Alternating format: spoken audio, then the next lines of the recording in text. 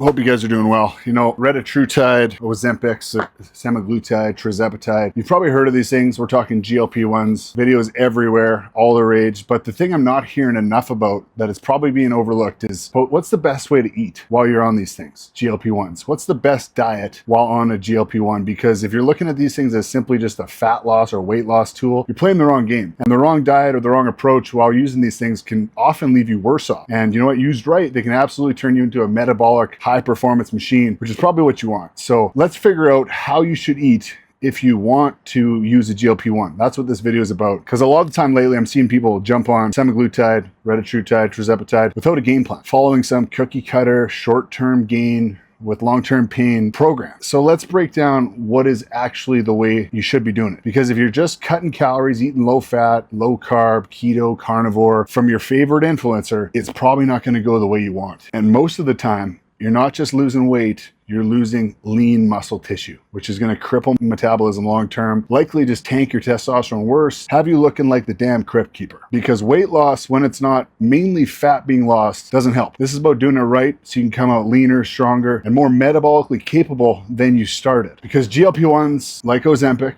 which is Semaglutide, Mounjaro, which is Tirzepatide, they work, no doubt, sometimes too well. They blunt your appetite in a big way. Like food doesn't even register anymore with the old GLP-1s like Ozempic. They slow gastric emptying, which, you know, the squeezing motion of your stomach that pushes food through. It also shuts down your brain's food reward system. The dopamine hit that you used to get from, you know, cupcakes or ice cream or pizza, it's kind of gone. And that's actually a good thing for the most part. And this is a big if, because if you don't have the systems in place or, you know, healthy habits, you'll end up under eating and catabolizing muscle in a big way. And muscle is your metabolic engine, fellas. You can think of it like this. Muscle is the V8 engine, and the more of it you have, the more fuel you burn, even at rest. And if you lose that, you're going to end up smaller, weaker, and, you know, without the freedom and the flexibility that you need to have, you know, a life that you probably want. You're going to have to be counting calories for the rest of your life. So one of the questions I get asked almost more than any is, can you actually build muscle, or at the very least sustain muscle on a GLP-1? And with my type of clients, athletes and guys, you know, over 35 for the most part, that's a big question, because muscle gets more and more important the older you get. And the short answer is yes, you can, but you really have to do things right. And if you're using Ozempic, which is obviously an older one, muscle gain is really tough because appetite is absolutely nuked. And the studies show that most people lose too much muscle while on Ozempic.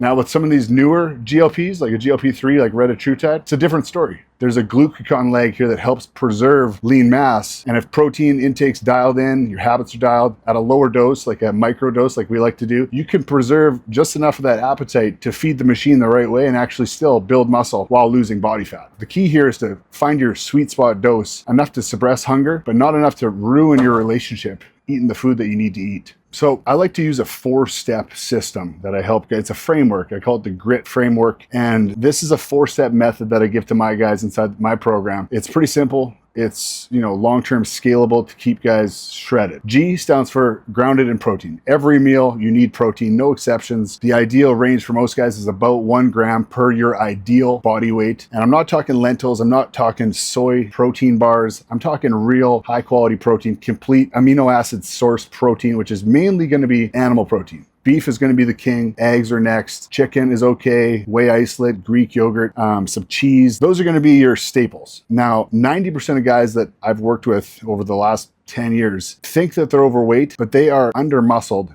as much or more than they are overweight. And they think they just need to lose 20 or 30 pounds when really they probably need to lose half of that. And they need to gain 5 or 10 pounds of lean tissue to look the way they want to look. And if they just lose the weight without building the muscle, they usually just, you know, look in the mirror and like, this is not what I thought I was going to look like at this goal weight. And back to the point of muscle being your metabolic engine. It's the organ of longevity, fellas. We can't just lose body weight. We need to focus on retaining and building tissue. And to do that, you need enough protein. The next part of the GRIT framework is R, and that stands for rebuild with carbs. And we're talking about rebuilding your metabolic flexibility.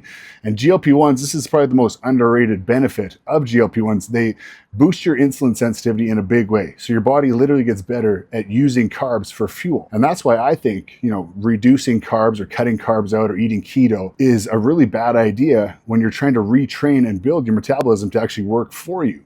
So stick to whole grain, easy to digest carbs like white rice, potatoes, fruit, some oats is okay. Carbs are going to fuel the training, help your thyroid, help performance and fullness. And when used the right way, they absolutely can make you more metabolically flexible and efficient, which is exactly what we need if we want to make this thing last long term. Next one is I. Integrate fats strategically. Fats are absolutely essential for your hormone health, but they're obviously calorie dense. So you need to use them wisely. Avocado, salmon, olive oil, a little bit of grass-fed butter. This isn't about drowning your meals like it's some 2016 keto YouTube diet, but we definitely don't want to reduce fats or cut carbs or cut out the healthy fats completely. It's always a bad idea. And the next phase of grit is T. You got to train the right way. Train with intention. This is where a lot of guys fumble hard, because you can get caught up in the F45 and Orange Theory and Barry's Fitness or whatever. Those things are for maintenance. If you're going to be using a GLP-1 and not lifting for hypertrophy, not working in a serious progressive overload program, you're going to have a BMR that's getting destroyed because you're not going to be able to sustain muscle the way you need, because you definitely will be losing muscle mass. Less metabolic flexibility, which is not what you want because it ain't going to be sustainable. You are basically training your body to survive on less, not perform on more. And I see guys doing these F45 and Barry's Fitness, and they're all solid options as an extra, as a bonus, as a maintenance thing, but they're not helping you build, they're helping you burn. Fasted cardio without feeding the machine, that is a recipe for looking flat and destroying your metabolic health and feeling worse long term. If you want to, and the energy and the flexibility, you need to build your body to be stronger. And that means heavy compound lifts, progressive overload, and all the things that make up a proper training protocol. And here's the thing. On a GLP-1, you're probably going to forget to eat. Appetite absolutely tanks on most of these meds. Unless it's Retatrutide, it's not so bad. And that's why meal rhythm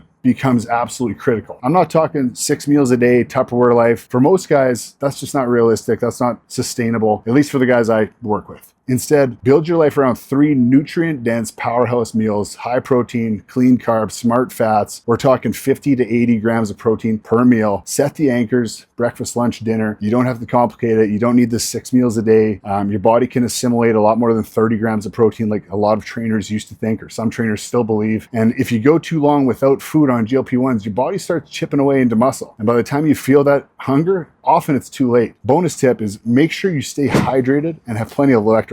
Sodium, potassium, magnesium. If you're low on these, your digestion is going to slow even more. Your brain fog is going to kick in and your energy is going to tank.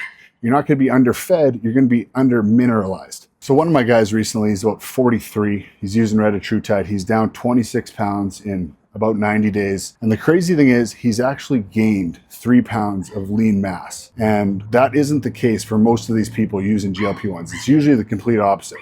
The key here was following the steps of grit. Protein every meal, strategic carb timing, actually increasing his ability to use carbs. Training, he's only training 4 days a week, but it's hypertrophy focused, science-backed, smart training.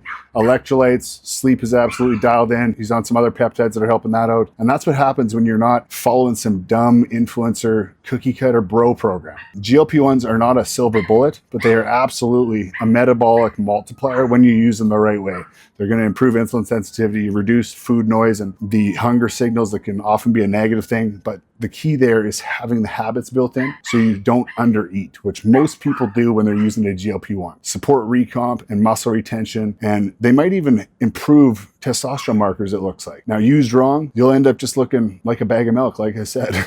So these things can be incredible when used the correct way, but used wrong and following the wrong protocol, the wrong blueprint, generally the weight just comes back 5 times as fast when you stop. And this is why we do it differently, and we do it with a protocol that's going to work for a real life. And that's why the stacked diet exists. It's built for guys with real lives. So if you are a busy guy over 30 who wants to look good year round without that boiled chicken and broccoli, trying to live like some fitness monk, a better way does exist. And I got it wrong for 10, 15 years before I figured out that a better way does exist. And in my opinion, this is one of the only ways that is actually sustainable for those types of guys. So if you're interested, it's custom to your lifestyle, backed by blood work. We can stack the GLP-1s and the peptides, HRT, TRT, optimize everything we need to get you absolutely feeling your best in the most sustainable, healthy way. This isn't some 12-week shred. It's a long game, a system that's actually going to help you reverse insulin resistance 2 or 3 times. If you have low testosterone, we probably need to increase it 2 or 3x. rebuild high functioning body that is built to last for the next 25 years, not the next 12 weeks. And the thing that I'm most proud of with Modern Alpha Project is we have a damn near 100% success rate. And, you know, I have a lot of friends in the fitness space. I've been doing this for almost 20 years, and that's not something that many people can say. Even, you know, when I used to sell the old programs I used to sell 5-10 years ago, it was probably more like 20-30% success rate 12 months after the program begins. So that is the thing that I'm most proud of, is the way this thing's been built for sustainability. And if you're going to use GLP-1s, make sure you're not just wasting your money using them the wrong way, because you can actually just set yourself back worse. Use them the right way, build something that can actually last, and do it smart so you are making yourself stronger, making yourself harder to kill in all the right ways. That's what it's about, playing the long game, fellas. And if you guys like content like this, make sure you subscribe. It helps me a lot. I'm new to this YouTube game, take all the help I can get. And if you guys want more topics covered like this, just comment what you want me to cover or send me a message. If you want any help, you know where to find me. Take care.